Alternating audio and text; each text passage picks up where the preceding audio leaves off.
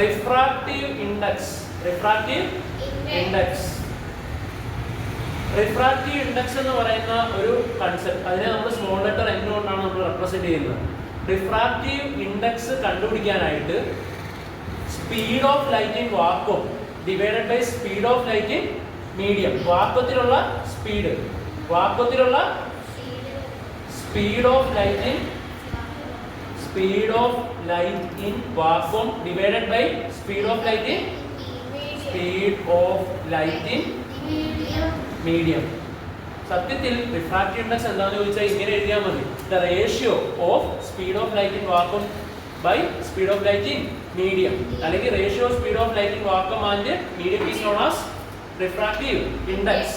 നമ്മൾ അതിന്റെ ഫോർമുല എഴുതുന്നത് റിഫ്രാക്റ്റീവ് ഇൻഡെക്സ് കോമ അതിനെ നമുക്ക് n എന്ന് വിളിക്കാം. n = c/v.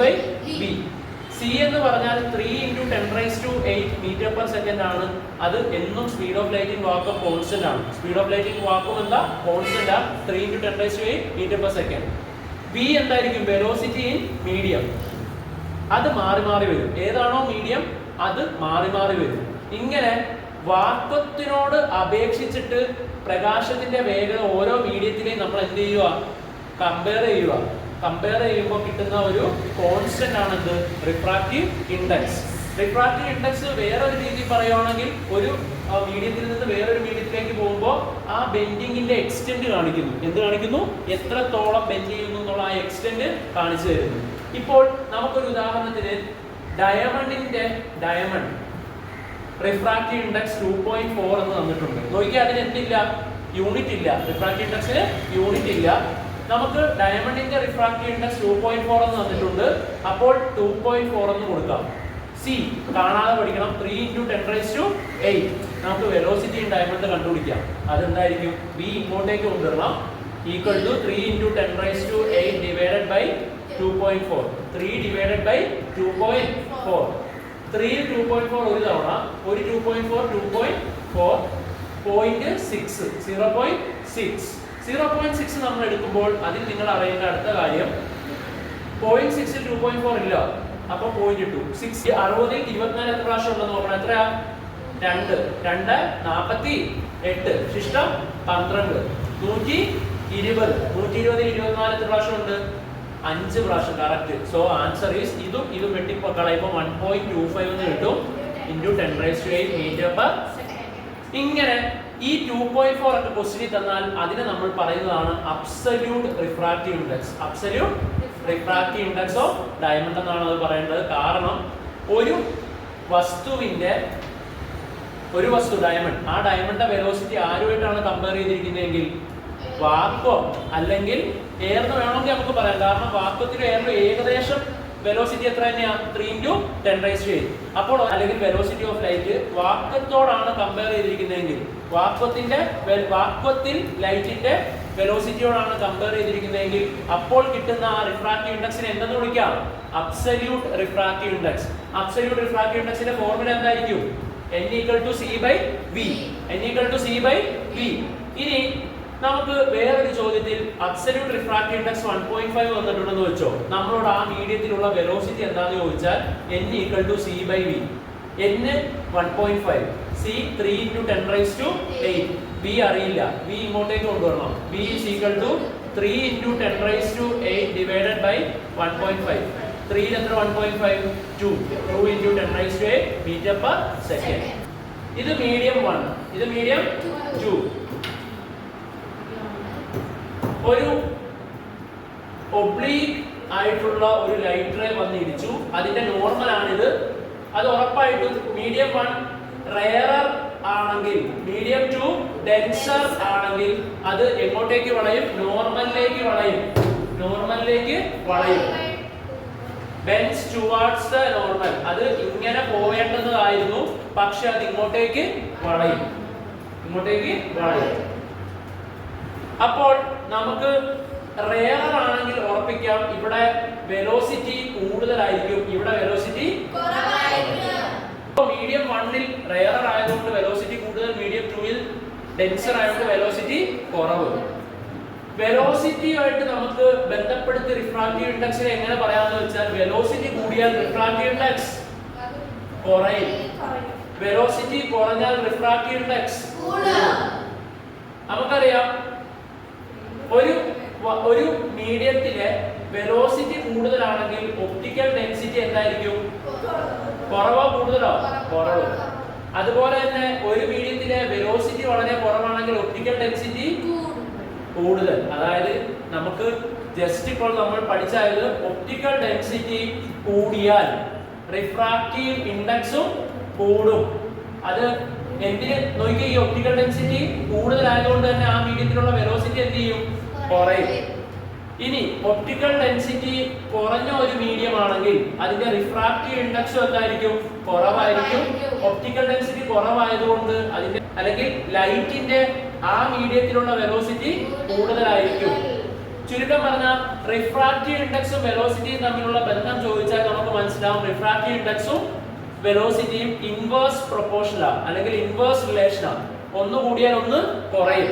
അതുപോലെ തന്നെ ഇതും എന്ത് തന്നെയാ? ഇവിടെ നോക്കിയാൽ മനസ്സിലാവും. ഒന്ന് കുറഞ്ഞാൽ ഒന്ന് എന്ത് ചെയ്യും? കൂടും. അത് എന്ത് relation? Inverse relation. Inverse relation അല്ലെങ്കിൽ ഇൻവേഴ്സ് പ്രൊപ്പോർഷൻ. ചുരുക്കം പറഞ്ഞാൽ ഒപ്റ്റിക്കൽ ഡെൻസിറ്റിയും റിഫ്രാക്റ്റീവ് ഇൻഡെക്സും ഒരേപോലെ, വെലോസിറ്റി നേരെ തിരിച്ച്.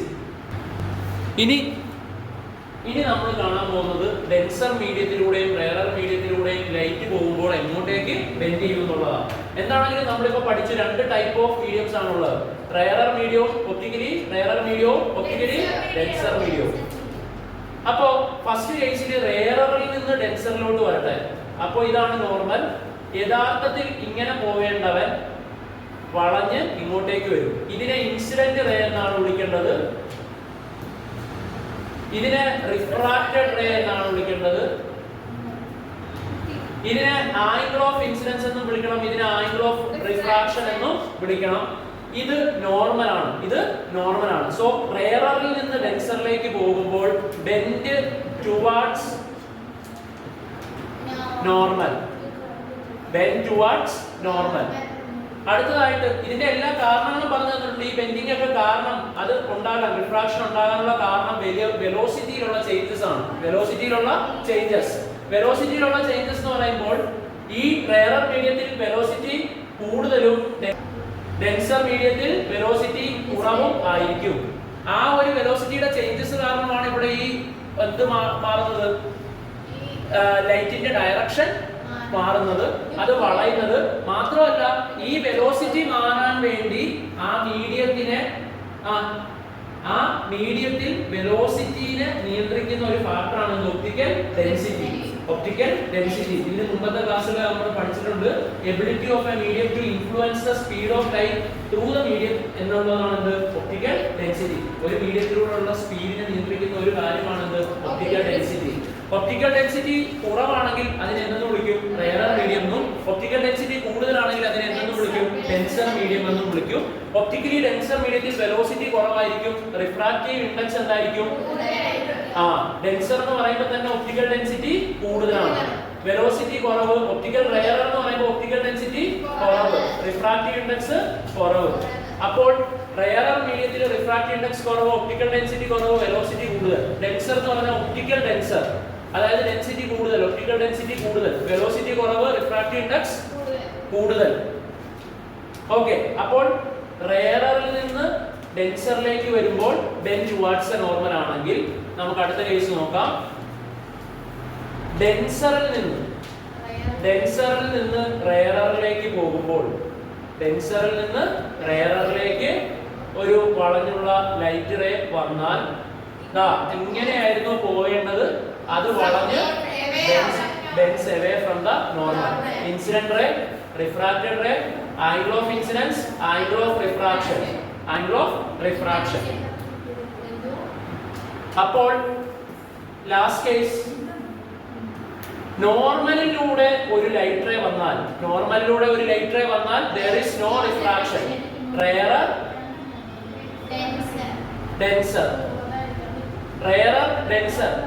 എന്നിലൂടെ വന്നാൽ, നോർമലിലൂടെ ലൈറ്റ് റേ വന്നാൽ there is no refraction. ഒരേ കേസ് എടുത്ത് നോക്കാം. റെയറിൽ നിന്ന് ഡെൻസറിലേക്ക് പോയാൽ light ray bends towards the normal. പക്ഷേ ഡെൻസറിൽ നിന്ന് റെയറിലേക്കാണ് പോകുന്നതെങ്കിൽ യഥാർത്ഥത്തിൽ പോകുന്ന ഈ നോക്കിയേ, ഡെൻസറിൽ നിന്ന് റെയറിലേക്കാണ് പോകുന്നതെങ്കിൽ bends away from the normal, ഇങ്ങോട്ടേക്ക് away, bends away from the normal. This is angle I, this is angle R.